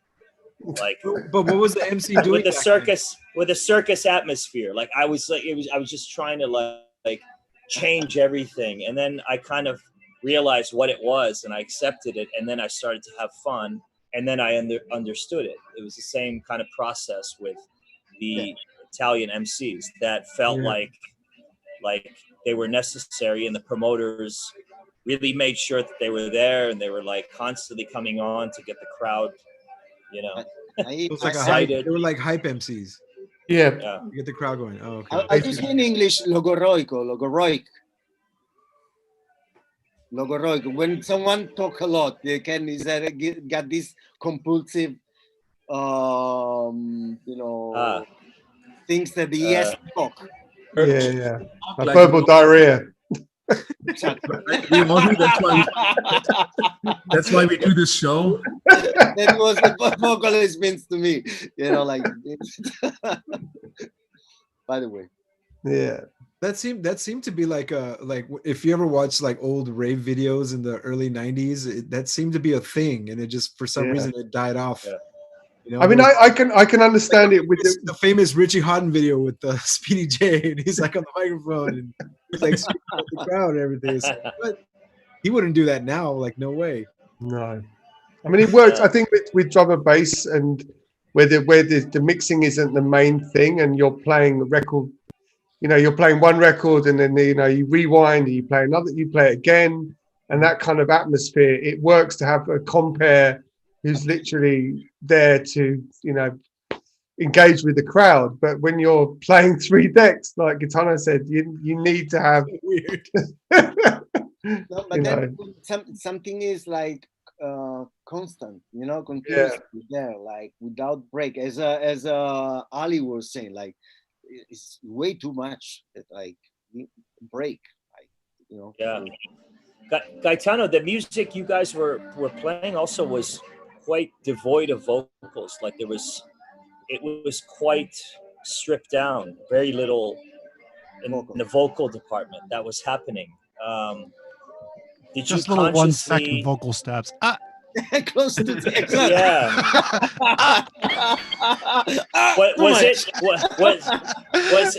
Was it a struggle? Was it a struggle in the studio? Like, did you feel like you had to use vocals, but then when you started to, put in vocal samples, you started to, chop at it and ended up like, kind of in the bin, like you ended up not using it. Like what was the reason why you gravitated more towards instrumental music when everybody else in Italy was really pushing the big kind of vocal anthem kind of sound? Because what we are doing was loop based, was has to be the idea was have to be hypnotic. So also a voice, if I use a voice, I use in as a loop, something that's going around. It's like an instrument to me. Like that's the idea. It's not to give more melodies or make build a structure on the tracks. So there was something very primal about it in a way too, like, and for lack of better terms, like in a tribally kind of way, where the rhythm and the percussion and the hypnotism was a very kind of primal experience. Listening to it, you're just kind of in your head, and you conjure up these ideas of what like drum circles would be and stuff like that. Yeah, it was Italian voodoo. Yeah, there you go. I think it's the same things like, okay, the DJs just jump from a producer side to a DJ side. I think there are 2 ways to achieve the goal. Like the goal is let's call it the ecstasy from of the crowd. Like to achieve that. One is based on playing through records and, for example, drop the bass, make short breaks, and change the vibes through the sets. And the other one is go straight at certain levels, and after 2 hours after the you play, people probably they get to the point, you know, they get in that hypnotic state that they achieve that. So there are really two different way to use the same instruments, the records or synths or whatever, is achieving that point in different way. So it's yeah, it's, I think we can put it in this way, like. Yeah. Did you ever do any like live sets, or was it always just DJing? I did 3 live acts, and was in 2003, I think, just 3, and I use Ableton, I think 1, you know, live, and I really want to take advantage at that time that for the first time we can use the, you know, loops and can sing. It was really revolutionary at that time, and was a lot of struggle because, you know, samplers and scenes was not easy to make a live act at that time. Also because the way I used to work in studio is and create tracks was, as I said earlier, was all about routing. So recreate the certain stuff. I was about to say that. Yeah. Doing live PAs wasn't easy to recreate the sonic texture of that sound. Exactly. At the time, yeah. Exactly. So can you explain that routing for us again, so I can start recreating? I forgot it. Like, Chris, you're the one asking, but didn't you just do a production masterclass? Yeah, but I'd love to hear about that. Which compressor were you using? Drummer mostly of the time. I still here. Like, I'm sorry, which one was that? The drummer. The drummer, the valve. Okay. I have yeah. What's the oldest piece of gear that you have from the beginning? It's got to be that Waldorf behind you, or the 909. Yeah, see a Waldorf Wave behind you, a Nord Rec 2. I see a Nord Rack. I see a modular. I mean, a Waldorf. With the red, is that the one with the red? No, actually, they all belongs to the same. When I moved into Barcelona, I decided to build a studio that it was an hybrid, you know, from what the stuff that I used to have at that time and take advantage of new technologies. So I bring all my old stuff, and of course, because when we work on the computer, is something so easy and fast, and it's easy to follow in the trap that you know you work in on the software. Okay, I start using the plugins and stuff like we are lazy. The brain mind always is looking for shortcuts. Yeah. And so actually, when I spend time to reconnect all my old equipment, all my old gears, I was happy like a child. I finally you know, find again what I lost many years ago. So, for example, the last thing that no more than 1 week ago, I was working with my Sonic DP4 is an effects, analog effects, you know, and it's nothing special, but the thing is that it does. Probably not 100% correctly. It gives you that kind of texture and noise. Is not precise, and by the way, give you that different feeling from any digital plugins that you can have. It's just an example. And I love go through all my old gears. For example, there is when I moved here, I don't know where I couldn't find. It was a JV, a Roland JV 2080s. It's nothing special at the time. It was just an expander module, you know. And I have that. I used to Yeah, work. David had one of those. I have one. I still have it. It's in my closet. And, you know, I bought it again. I bought it again. You know why? Because there is just one preset. Which one? Yeah, I'm like, I haven't plugged it in so long. It's just sitting. What was it? The rave stab preset? So I bought it again for just one preset, because you know it really gave. I'm not the nerd. I'm not like the guy that is crazy with modulars and stuff like that. I think it's really important the first 30 minutes when you jump in the studio, that you have to be really comfortable. So the creative part start to working, and you're in the flow, and not losing, but spending time to achieve a certain kind of, you know, sounds is kind of more like narcissistic or masochistic sometimes way to spend time, you know, to achieve to a certain point.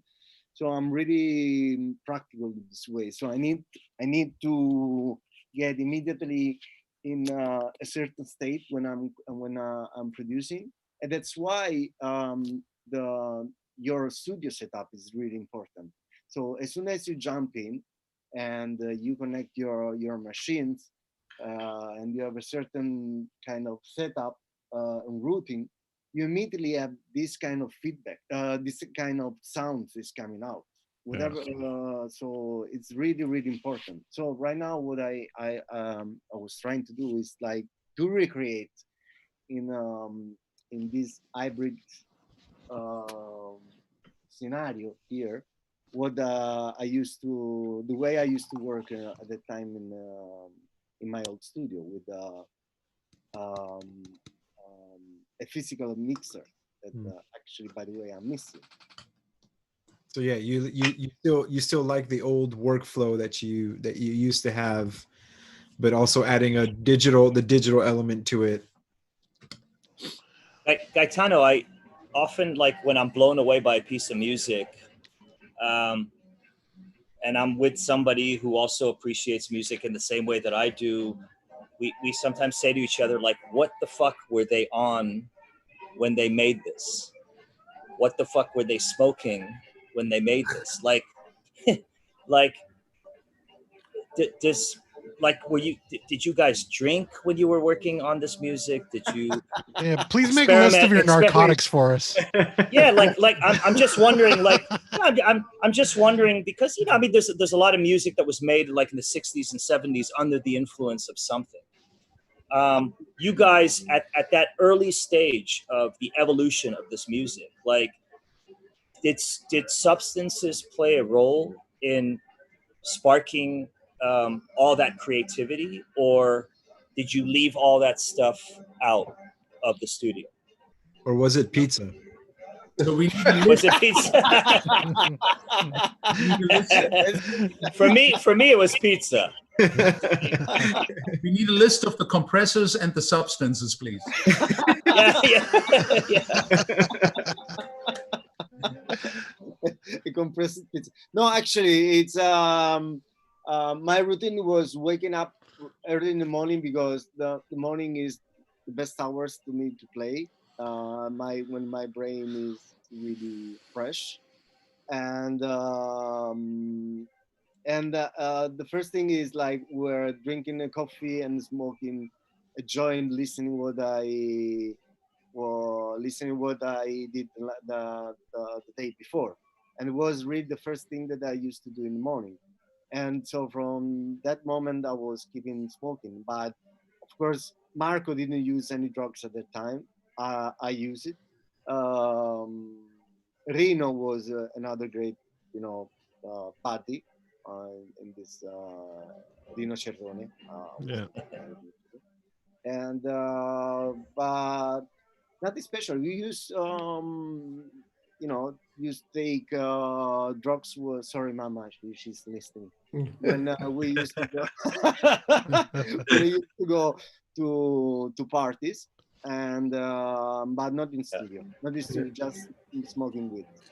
I mean, I used to always find like my early studio productions smoking weed where you'd never actually finish anything. That's the problem. You'd always, for me, like you get, maybe that's why the tracks was so long when I started, but I would just sit there and you just be like that for like, you know, wow, this sounds amazing. Yeah, Exactly.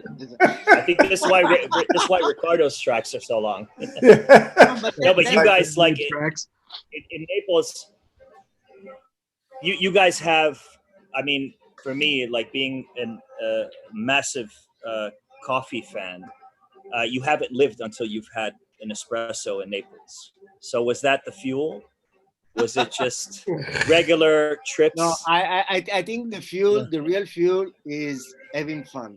Why? So that was the only purpose to be in studio is we never thought.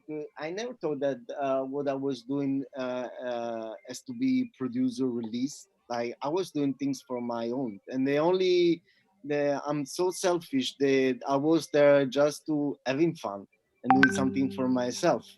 I think this is really the bottom line of everything, you know, like the reason behind what we are doing are really, you know, the core of everything. So the motivation that we have, so for me, is still the same things, having fun in the studio and be, you know, so amazed of what can come next. And it's so unpredictable. It's magic. Yeah. And this is something that really, after I mean, so many years, you know, Yeah. you sit like a baby. Yeah. It's magic. speaking of unpredictable things, we have a special guest this week. That's I believe in. Is he in? He's got to get his video on. It's a joke. What's going on? Hey guys. What? Oh. What the fuck? What? No, man. Hey, man. Who did this? Who? What? Sorry, I had to surprise you guys. I had no idea. I Give me a know. hug. I Man, know. Ali, you crazy, man. You make me do I'm things crazy. that I like. I like to do this. Is Oh it shit! serious? No, is this Joseph? It's Joseph. It's like I went to the bathroom and came back. It's like, what? Oh, fantastic. What's up, man? Hey, man. Hi, guys. Hey, Hey, man. Matt. Hey, good to see you. Damsel, legend. Oh, what the Who's press? there? It's Gaetano. Oh my God. He doesn't know he's. Wait a minute. Man, Joseph, you cannot didn't know that imagine. Gaetano is on? no, trust me. I saw yesterday or today something about Gaetano. You posted, right, Chris? But Yeah. Ali, he sent me a text. I was, hey, Ali, how are you? And I said, yeah, I'm online with the guy. I said, okay. Why are you're writing me? You know? And I say, no, because I want to ask if you want to jump in. So you know what? Yeah. I was just doing some music. I say, okay, let's do it. Normally I prepare. I have to do. No, just joking, just kidding. I don't think Coming anybody. up. Yeah, I think this is the first time anyone's seen you with a baseball cap as well. So Exactly. I You know didn't why? recognize Because him. I I say, did well, the without barber shop. So I like. No, just Joseph, kidding. where are you? Where are you right I now? am in Italy, in Caserta, at my parents' house, and Nice. man, you know, I've been sick 4 days. I just recovered yesterday, so I just been to do the COVID test today. Let's see what's going on. But I feel good now. But man, I have 4 days like of nightmare, like high fever, pain Okay. everywhere, and the fever was very high. So I was, you know, that cough for the first day that disappeared. So yeah, Yeah. at least you know I have under control everything, even if it's COVID. But you know, maybe it's just a seasonal flu. You never know. But you know, I'm scared. You know, we are not going out. But you didn't get I'm tested? here. I'm good. I'm good. You've been the whole of this the whole year at your parents. Have you been moving around, or what have you been up to? No, I've been in Barcelona from February till June, Okay. and I was alone home. Imagine in the middle of the Famous Marco. situation. Yeah, or Yeah. just switching on the TV, like switching off again after 1 second, because only like dads and things. I was scared. I was like, and then Gaetano is the person who really helped me. Of course, as every time, he's a great friend, but especially during COVID. Imagine he invited me to sleep at his house. I didn't go because I was scared of any infection. I was maybe bringing them, but I really appreciate. He said, "No, come here, move here. You stay for a couple of weeks with us. We are family." It But will be the same. Gaetano is my really COVID Bye. lockdown mate. Really, really, really. Joseph, please take us. I mean, we kind of retraced Gaetano's roots Yeah, in the early Neapolitan scene.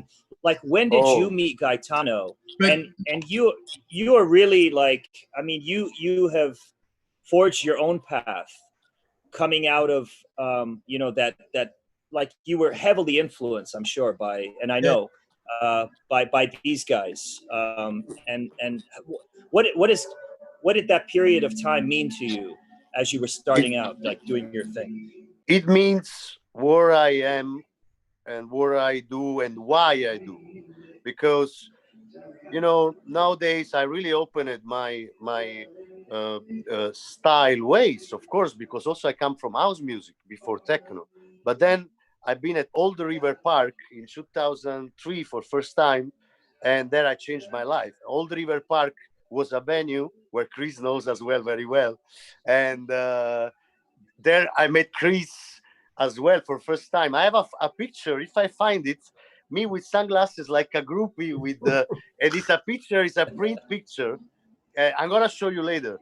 But there, I listened for first time Rino Cerrone. Rino Cerrone is the man who really changed my life. He made me like techno, his groove, his morning, his sunrise. I will never forget. And the first records I've done it with Napolitan labels, Marc Antonio, Rino Cerrone. Then Gaetano, to be honest, is the last of the Napolitan techno, legacy that I have really connect. But is the I think one of my closest, because Gaetano, Gaetano of course, musically, he's a genius. His record, I play some record of him nowadays. They sound like super actual. They were made like 18 years ago. But Joseph, it's all because of the parallel. It's all because of the parallel compression and the narcotics. We knew now. We knew. Sorry. Nothing. It's so good. Keep going. No, when I speak by my heart, I can. My mind is too concentrate. It's two different minds. So I too deep. Now I'm gonna cry. If I talk about Gaetano too much, I get emotional.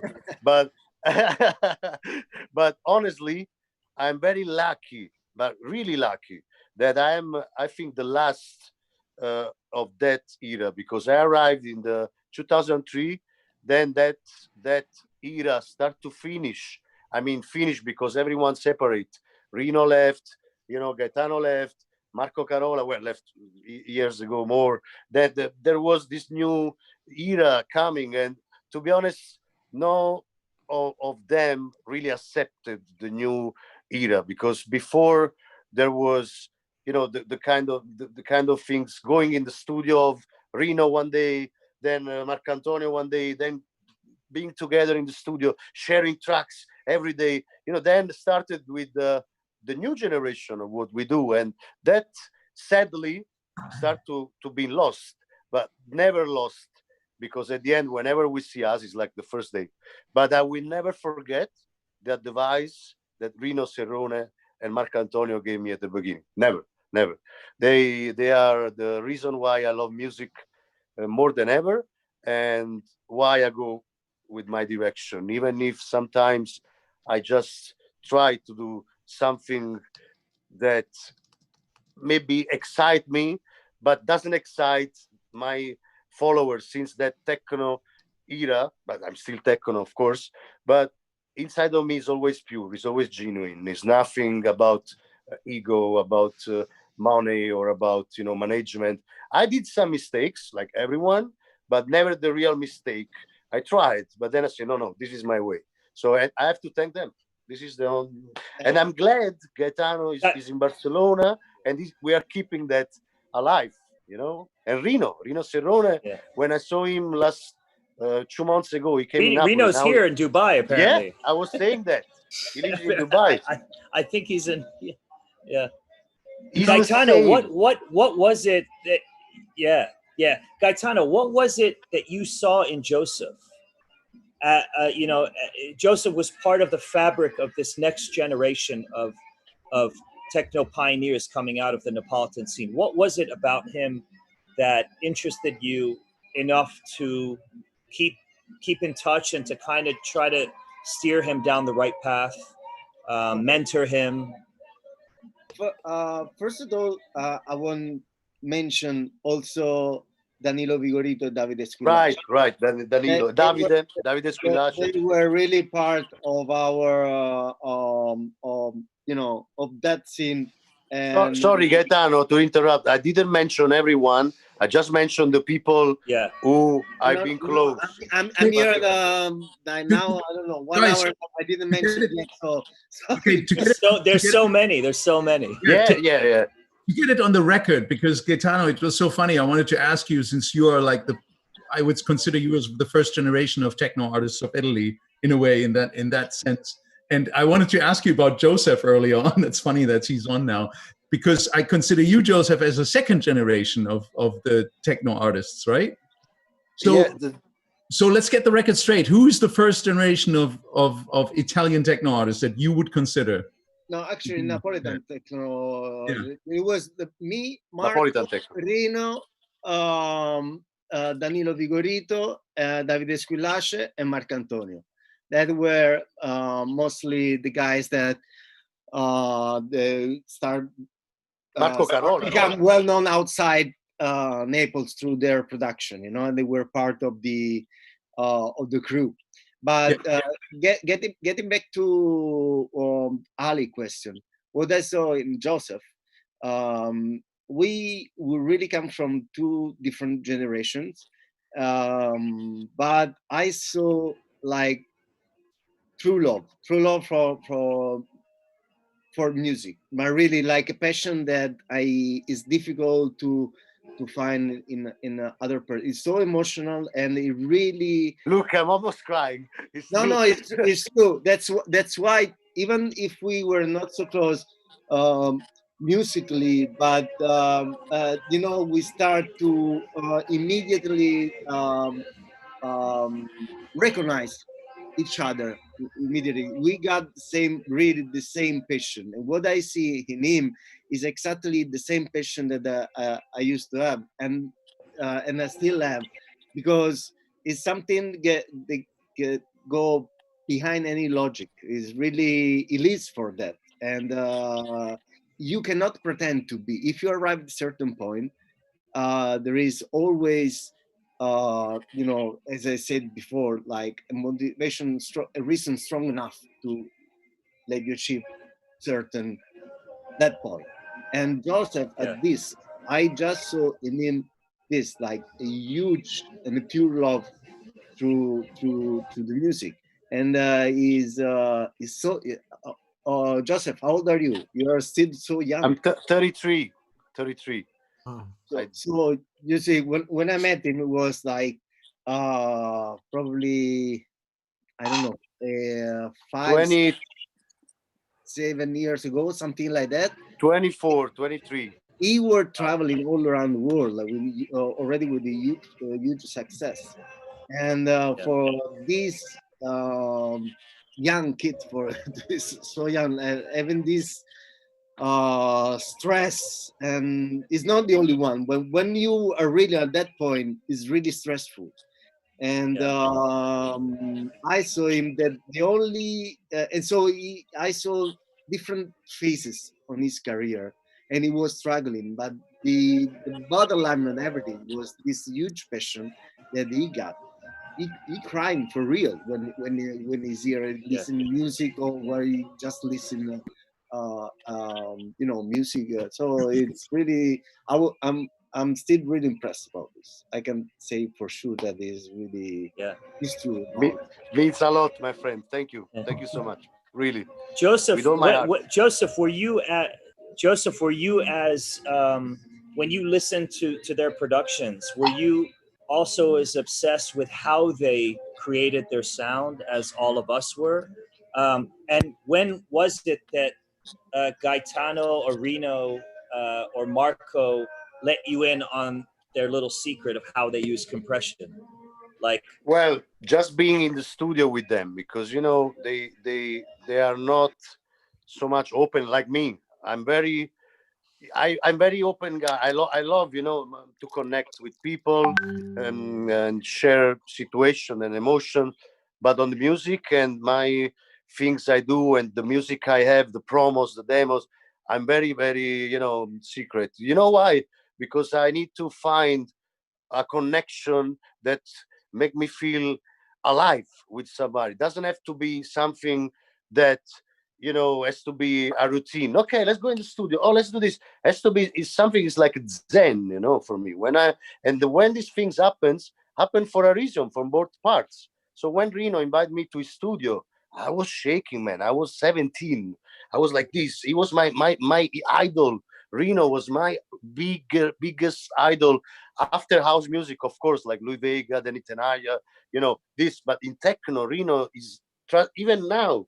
I have goosebumps. So Rino invited me to the studio, and that didn't invite him as well, everyone. So when he opened me the door of the studio, automatically we started something so deep, and automatically that I didn't even have to ask. Was natural. Okay, let's do this. Oh, but no, let's do this. This is the best way. So I was learning, and Gaetano as well. Now I've been to Barcelona. We listen my new tracks I have done during the lockdown, and he gave me some great comments about audio quality, but also for example, he showed me how to use the 909. With 909 is an infinity of ways to use that, and how to use some external compression like that. This is natural. I don't have to ask. But when it happened, the connection with an artist for me is better than having sex, to be honest. It's very special, something that excites me. It's a sharing of knowing, because I'm nobody. I don't know anything, but maybe I can without knowing, I can teach something I've learned to a person which I consider a maestro, which it is. But even maestros that never finish to learn. And it happened to me last week with the Speedy J, for example. I sent him the album I've done. I didn't expect he was liking it, but he was curious, and he said to me, "Joseph, you inspired me." I was, "What? Joachim, come on, you are what?" Say, "No, trust me, few elements, but the quality of the sound and the way you did." I really spend a lot of time to make the quality of the sound, and just three sounds flowing perfectly. Joachim was like, "You inspire me." I was like, "Wow!" And this for me is everything. And inspire me in few words about the modular, because I'm now trying to learn. And Joachim in 3 words, he explained me what modular is. How it's so simple, because you see that amount of machines, but at the end it's a very simple way. And he showed me how, well, simple. You have to learn, but the way you record, he told me, like, record for hours. Then you find maybe a stupid sound that for you was terrible, and maybe it's a unique sound that you can cut, and maybe it's like something, it's amazing. It's art. And, guys, it's very wonderful. Joseph, in 2018, you remixed one of the greatest Rino Cerrone singles. It was number 6, which you re-edited a remix that Gaetano had done.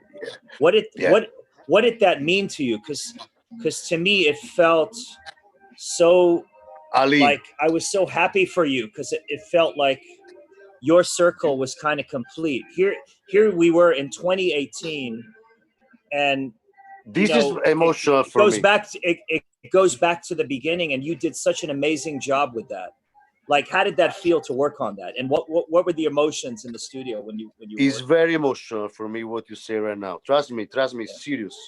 You know why? Because Reno left to live in Dubai with his family. He made that choice. So made that choice. I want to stop DJing for I don't know, not forever. I hope, but because for the family, for the kids, he want to grow his kids right. And now the kids are 18 and 16. They're like living in Dubai since years, not in Napoli, not the streets. So Rino made a sacrifice. He left for a reason, for the family. Because Napoli, man, you do good or bad. There is not a way. So he was scared. And he left. But trust me, I didn't see him for years. One day, I got a call. I was in Ibiza after a party. Imagine, I was tired. I was like, "Who is that?" You know, a private number. Okay, hey Joseph, it's Reno. What?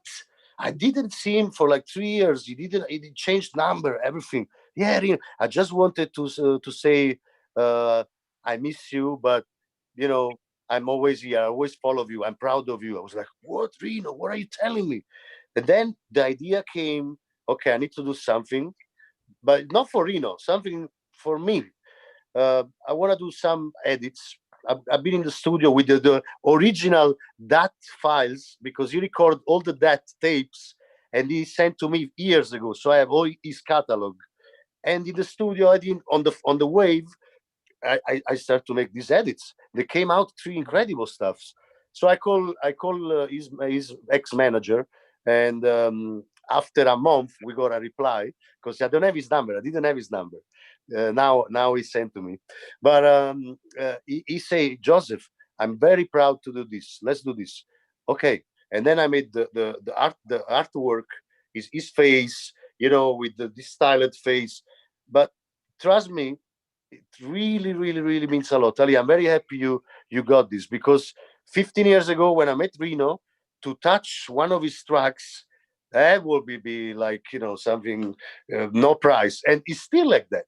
But I want to share to the new generation, the people, you know, follow me and is following me and will follow me. What is that thing? What is the Napoli scene? And what is I have a lot of plans for that. I have also an idea. Maybe I will. I hope I will have this, dream coming true. I want to do a documentary one day with Netflix. I'm talking with some people. Let's see. But I want to. I'm gonna finance. How to say in English? To pay it. And I want to do a long documentary about the Napoli scene because it's something that the world doesn't really know. But what happened in Napoli, guys, is something I see seriously in the real underground legendary stories, and I leave it in first person. It's incredible, and well, sorry for too much words, guys. You know, I'm just not at all. Great. if you ask Speak me your mind. this That's question, good. you have to expect a long answer. I'm sorry, I cannot be cheap. Not at all. I have This to is the time to say it. I have to find that photo with Chris. 1 second. Am I still here? Can you guys hear me? I got that screensaver. I hear you. There Yeah. you go. Can you guys still What hear me? happened to you, Chris? Yes. Hello? Doing Yes. the robot. Yeah, We can You still hear me? Yep. yeah. Your Oh. screen's frozen though, but Yeah, my computer's completely frozen, so I just hear you guys. I can't see you. Gaetano, I wanted to ask you, Gaetano, are you? I mean, you're now based in. You've been in Barcelona for the last 5 years. I mean, Yeah. with the current lockdown and everything that's got. I mean, you obviously have family in Italy, but I mean, do you have any plans to travel during the Christmas or like? I mean, what's? Yeah, I changed my. I used to go. I supposed to be in Naples in September, but then I cancel it, and Right. I moved my ticket to Christmas. But let's see. Really, everything is changing. Yeah. In daily basis. So I really don't know what's going on. But I have a question for you guys. One, like, is it something that is I'm really to be a producer is something really psychological, sometimes challenge, and it's also you start to spend so much time with yourself alone, in the studio. So how do you feel when you share your studio time with another person? I mean, is it the beginning of the end of the freedom? It means that whatever, because when you used to be you are in the studio, so whatever you move, you touch, you're not influenced the presence of anyone else. And of course, if I'm beside someone, uh, um, even if I move a knob, immediately I think that is it going to be okay for him or not? So this is I have an interesting perspective on that, because I come from a background of playing in bands and playing musical instruments with other people. So I've my starting process already began with learning how to compromise and how to collaborate with other people writing music all the time. So I think when I left that and I started producing electronic music, I began to miss the feeling of bouncing ideas off somebody else in the room, getting feedback, getting their input. And nowadays I really actually cherish and really appreciate the feeling of being in the studio with somebody else. And I like the idea of writing something and them saying, maybe that's not so good, let's try it this way. And then me hearing something that, that is giving me another idea, let me take that and do something with that. So I really have learned in recent times to reappreciate that and like it a lot again. Because for me, it was, I mean, when I started, I was definitely in the back seat. I was that DJ producer. I was working with two other guys, and I would be telling them what to do. And then I went to actually sitting in the control seat. And I think I can only work with very close friends. And I worked with my good friend Joel Martin on Quiet Village stuff. We went to school together. So we get along so well. We can sit there and argue over anything, bullshit, whatever. And then I've been working with Patrick Mason on the serve stuff, and that's completely different. Where I'm working with someone who's almost like he's 20 years younger than me. So it's a lot of him, me saying, "Do you like this?" and him saying, "No, no, no, no, no, no," and this just goes on for like ever.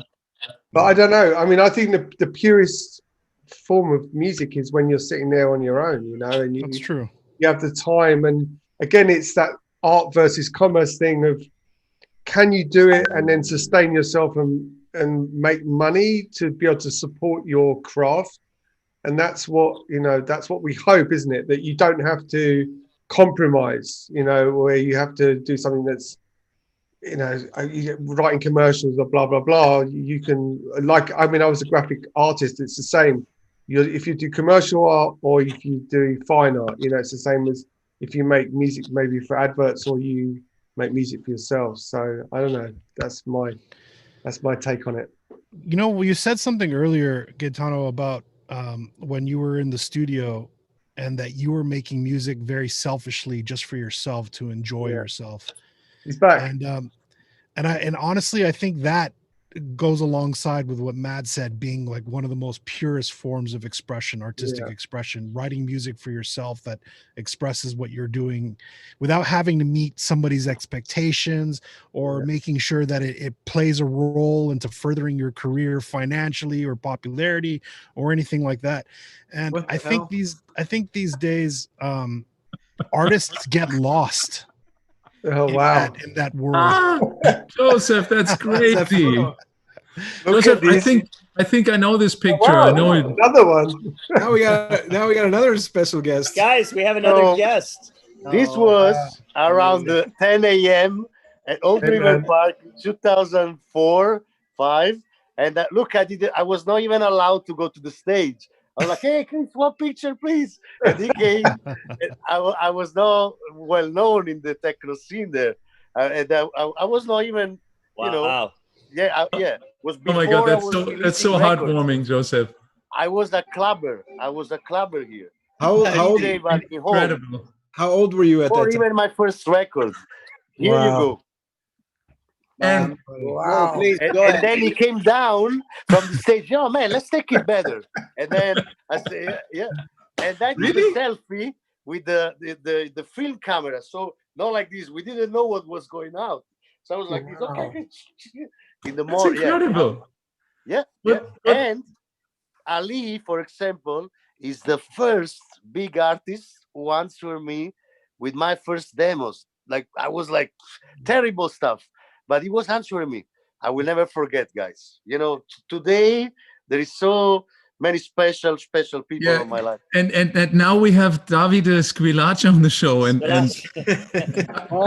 Davide, I used to run a label Now called it's a Audio. Napoli Where party. is Davide?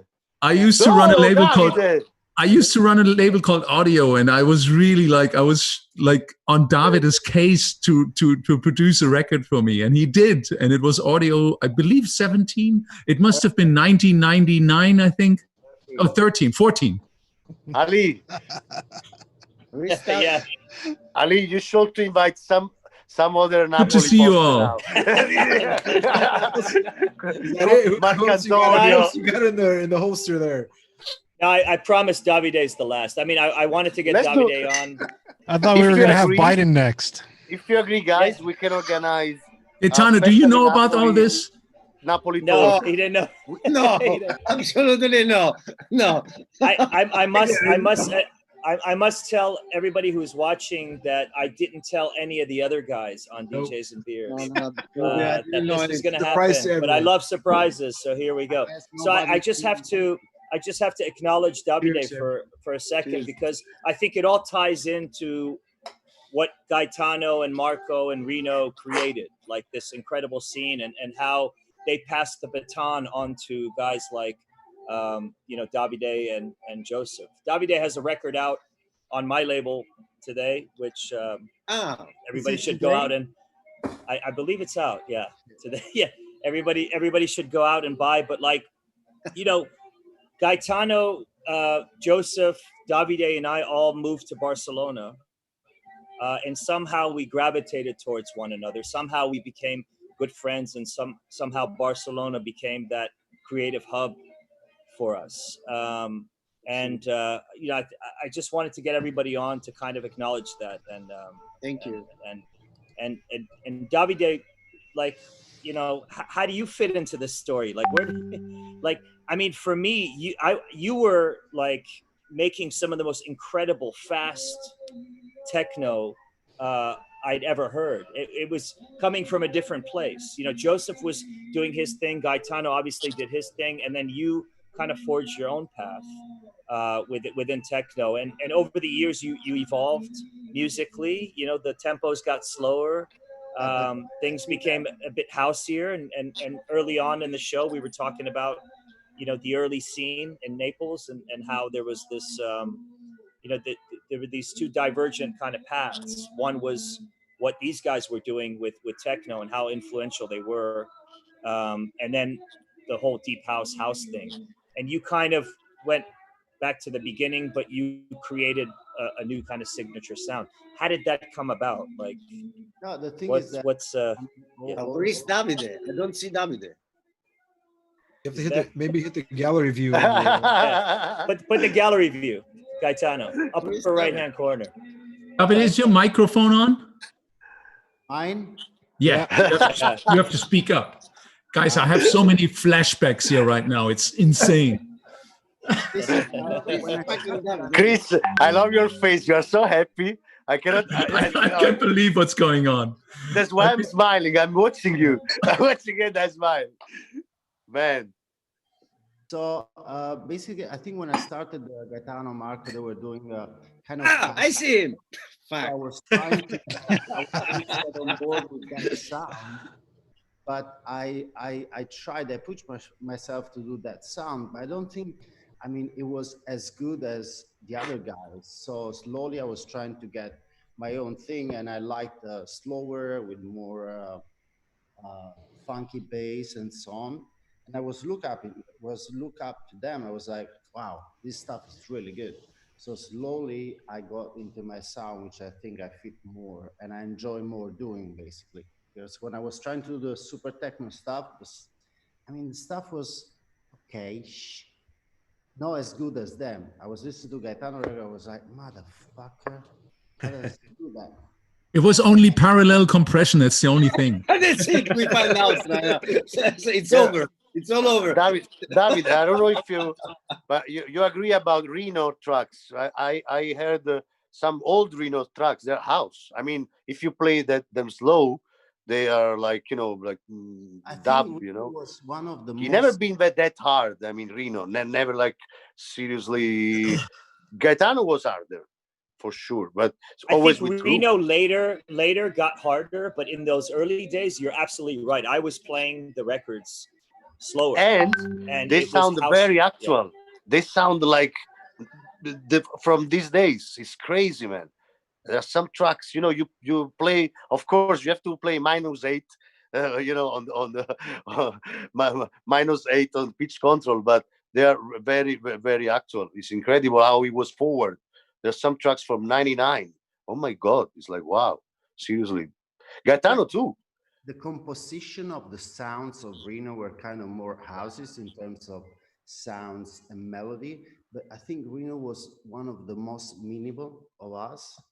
It was like 4 sounds put in the right way with the right sonic whatever push, and that was it. It wasn't about faster or slower. It was about the content of the texture of the sounds for me. Yeah, and the combination of the sounds. Davide, when did you meet Gaetano? Oh, I guess there's a good story there. What a sad day. I mean, just Davide, one question before that. Can you turn up your microphone somehow, because you're really low in volume? Yeah. Yes, you, Davide.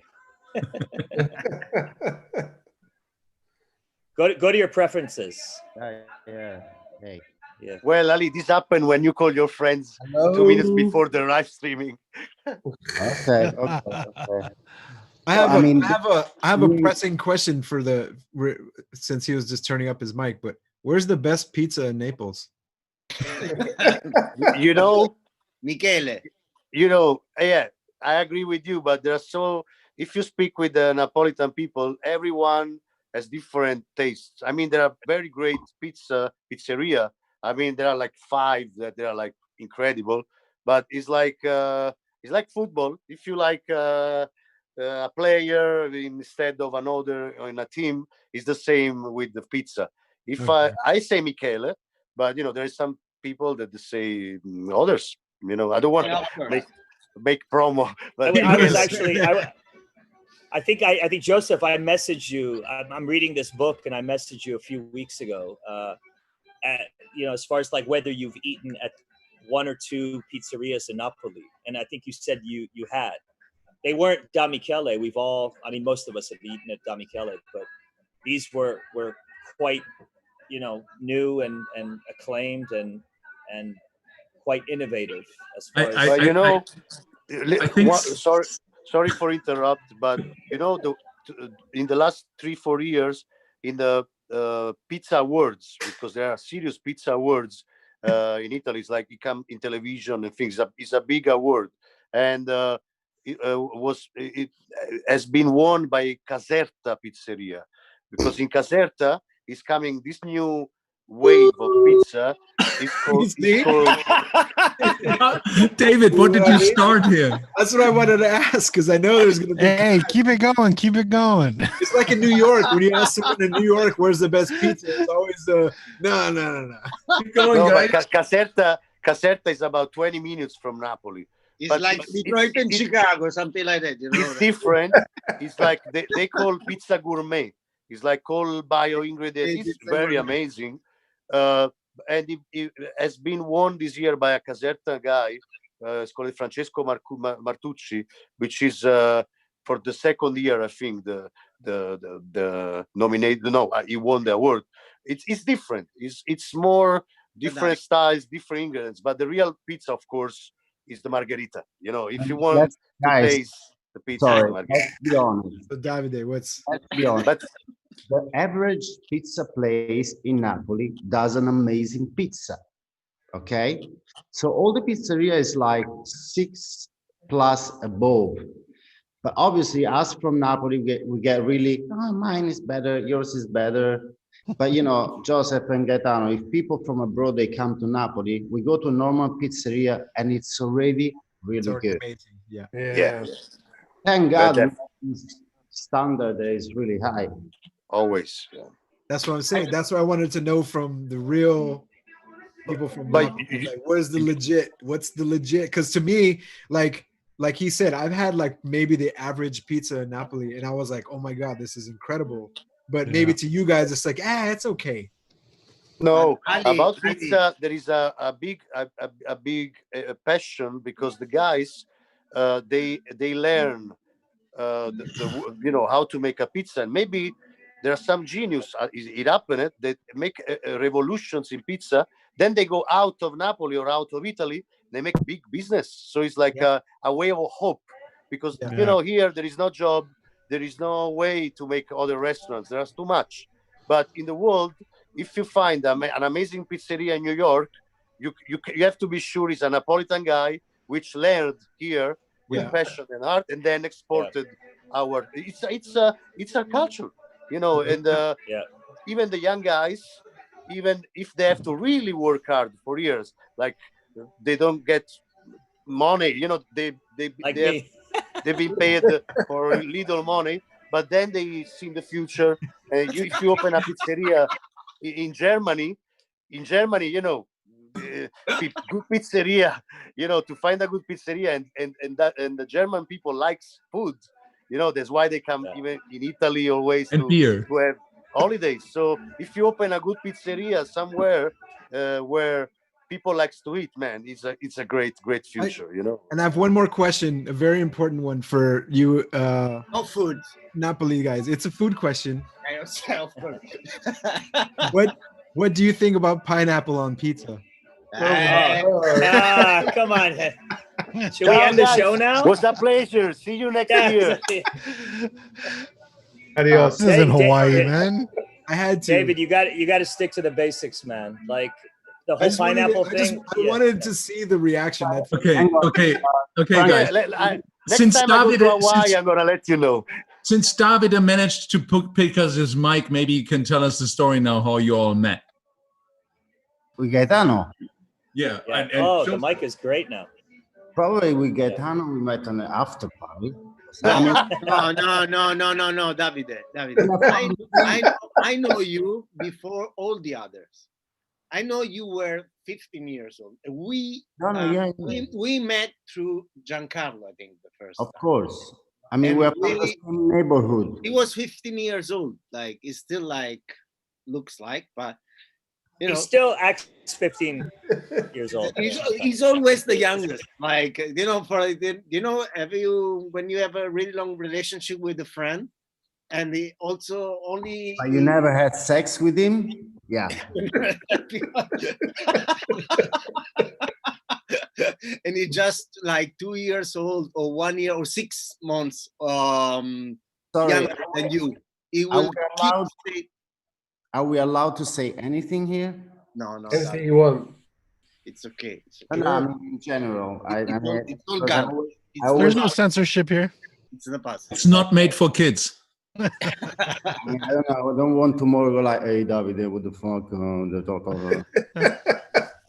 and then we've been friends for, I don't know, so long. And I used to go to Gaetano's studio down in your house underneath. And I remember when you bought the drummer, the 1968 or something. So we're back at the compressor. Again, yes. I was like, wow, you really know how to use it. But now I know it doesn't. But it really makes the best out of it. It's amazing. Yeah, it's been a long time, really long time. Joseph, Davide, Joseph, how did you two meet? How did we meet? I think. Okay, I tell you the truth. No. Yes, yes, I have to. This is entertainment. You don't like Fox News. No, it's a nice it's a good ending story. But I tried to approach Davide when I was in that era of this photo, and Davide, a different character, was slow. We took time. Marcantonio, we have a friend in common, Rino as well. But for some people, it doesn't mean that if you have some friend in common, you have to be friend with somebody. Then I understood. But then I say, oh, why Davide doesn't, open with me? And then we got in Barcelona. And in Barcelona, we open. And to be honest, it's the time was worth. I'm a big fan, of these people. I like heroes for me, and Davide was the last hero of my musical influence that I didn't really connect, and I was patiently waiting, and finally we are good friends. So this is it. I thought you're gonna go to another story, but this is fine. Well, the other story. Yeah, guys, I think this is a great ending to this beautiful chat. Yeah, Chris never wants to stop. No, I just thought we get started here. We still need to do our 24-hour show. I mean, that's the thing. I didn't even get to ask any questions yet. Wow. Well, I mean, whose fault is that, though? I mean, all I can think about is pizza right now. So with pineapple. Yeah. Brazilian pizza. You better have something as interesting. Guys, I'm so happy and proud that to speak with you, and let's make a plan when this is gonna be over. We make a real Barcelona meeting or somewhere. Maybe Barcelona is better because Ali knows nice place to eat. And guys, no. Or how's about you guys just come to Los Angeles and I'll get you the best pizza with pineapple. But no Hawaii pizza, please. Just a question. Did you stop through all you be consistent since the COVID? When did you start to make these DJs and Beers? You never stopped, or you? No. The beginning. We started right when the lockdown started in March. You never stopped. Never stopped. It's an excuse to drink. Yeah. Beer. Your liver must be like this now. Probably. Yeah. Probably. It's been. Actually, how many weeks are we now, Chris? 30. 33. 33 weeks. Yeah, wow. Actually, our very first show was on March 25th, and for anyone who wants to see this, I actually got all of the shows on my YouTube channel as a playlist, just for you. Everyone, go to Chris's YouTube channel. Yeah, but then again, guys, it's so amazing to see you all. We have to plan a show with all of you on, absolutely, and we talk about the stories because we didn't even touch like this the tours we did, Gaetano, in 2003. Wow. In the bus tour. I still thank you. Where was it? That tour was really one of the best memory that I have. I got few memories. My memory is fucked up, but the best memory that I have for my entire career, was amazing. It was so much fun. It was with Marco, Steve Ahmad. Adam. But it was really amazing. Where was these guys? We toured around Germany. We went from city to city in Germany with a bus, with a nightline, sleeping in there, and it was like a rock band, But let's talk about this in the next show. In the next time we get you all on. It's just, this is an amazing thing to have you all on the show. It's so heartwarming to see you all. It's great. I mean, but thank you. It was and you for this invitation. I thank you guys because I have possibility to meet you in person, like Mo, David, Matt, and Chris. Maybe you were the only one that I know before. And then there are those two guys that, my two cuñizos. I want to say something before we leave. With all my heart, thank you. But I want to say I'm also honored to see Matt.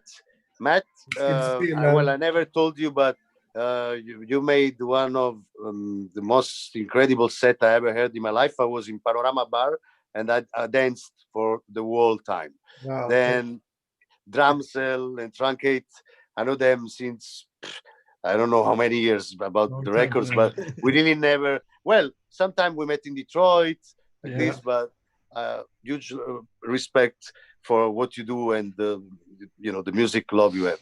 Chris, well, what you say? I don't know. You know. Ali, what to say? Davide, Gaetano, we see around. Ci vediamo.